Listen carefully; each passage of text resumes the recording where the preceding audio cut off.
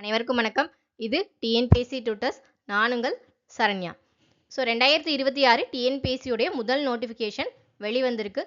போட்டித் தேர்வுக்கு தயாராகிற மாணவர்கள் எல்லாத்துக்குமே இது ஒரு மகிழ்ச்சியான செய்தி.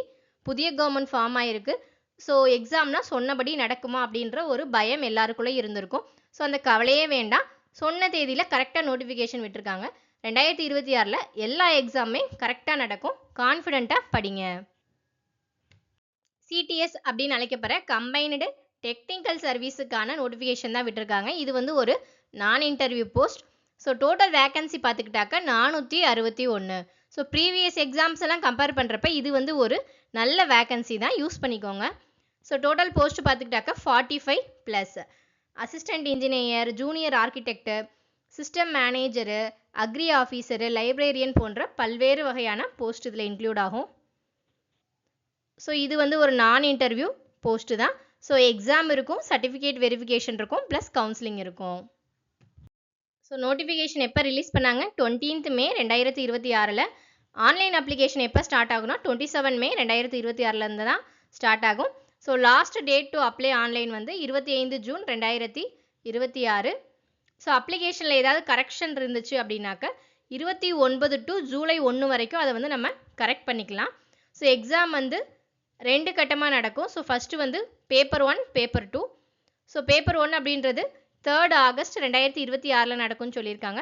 பேப்பர் 2 வந்து லேட்டராக அனௌன்ஸ் பண்ணுவாங்க.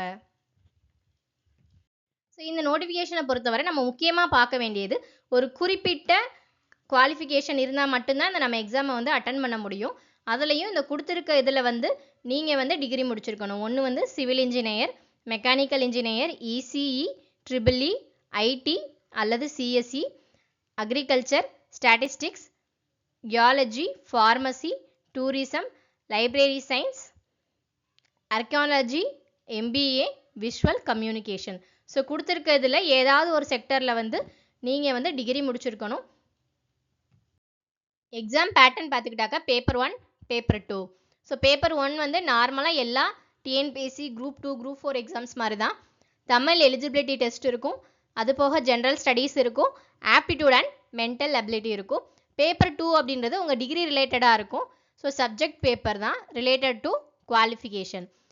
இது சம்மந்தமாக உங்களுக்கு வேறு ஏதாவது டவுட் இருந்துச்சு அப்படின்னாக்க இதனுடைய அஃபீஷியல் நோட்டிஃபிகேஷன் வந்து கீழே டிஸ்கிரிப்ஷனில் கொடுக்குறேன், பார்த்து பயன்படுத்திக்கோங்க. இந்த வீடியோ உங்களுக்கு பயனுள்ளதாக இருந்திருக்கும்னு நம்புகிறேன். மேலும் இது போன்ற வீடியோக்களை பார்க்க நம்மளுடைய டிஎன்பிஎஸ்சி டியூட்டர் சேனலை சப்ஸ்கிரைப் பண்ண மறந்துடாதீங்க. தேங்க்யூ.